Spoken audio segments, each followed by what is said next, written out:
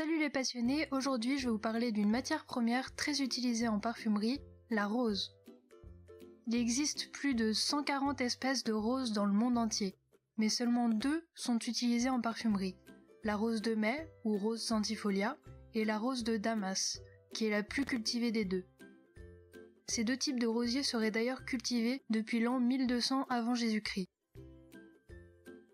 La rose de Damas tient son nom de la ville de Damas, en Syrie, car elle était très cultivée dans cette région auparavant.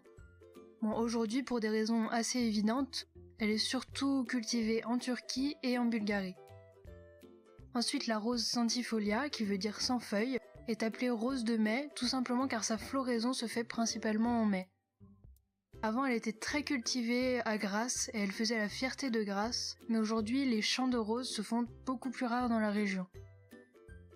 Apparemment, les cultivateurs ont vendu leur terrain par manque de rentabilité car la rose de Grasse était vendue plus cher et donc la demande a considérablement chuté. Maintenant, on la cultive surtout au Maroc.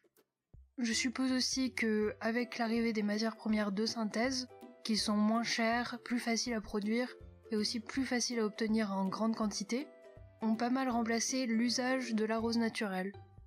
Elle est toujours utilisée de nos jours, bien sûr, mais beaucoup moins.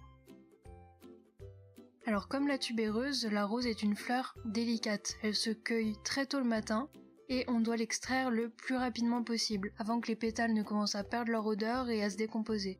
La rose peut être ensuite extraite soit par distillation, soit par extraction au solvant volatile. Et on retrouve donc soit l'huile essentielle de rose, soit l'absolu de rose. Les rendements sont assez faibles, ce qui fait que les prix sont assez élevés. D'ailleurs, celui de la rose de mai est plus cher que celui de la rose de Damas, qui, en plus d'avoir un meilleur rendement, a aussi une odeur plus forte que la rose de mai, même si pour moi, elle a une odeur moins délicate. D'ailleurs, l'odeur de la rose est composée principalement de 2 composés, le citronnellol et le géraniol, ce qui en fait une odeur plutôt facile à reproduire synthétiquement. Bien sûr, tout dépend de la qualité et de la complexité de l'odeur que l'on veut obtenir, mais c'est le premier accord qu'on voit quand on commence ses études en parfumerie par exemple.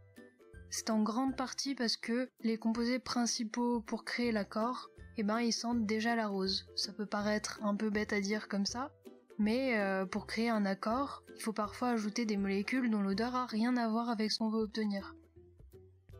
Bien sûr, on retrouve de la rose un peu partout dans les parfums, mais les extraits de rose sont aussi très utilisés dans les cosmétiques, pour les eaux de rose, mais aussi pour les pâtisseries comme les loukoums. Voilà, c'est la fin de cette vidéo, mais on se retrouve dans 2 semaines pour parler du fonctionnement du nez. Si vous avez aimé cette vidéo, n'oubliez pas de mettre un petit pouce en l'air, et à bientôt!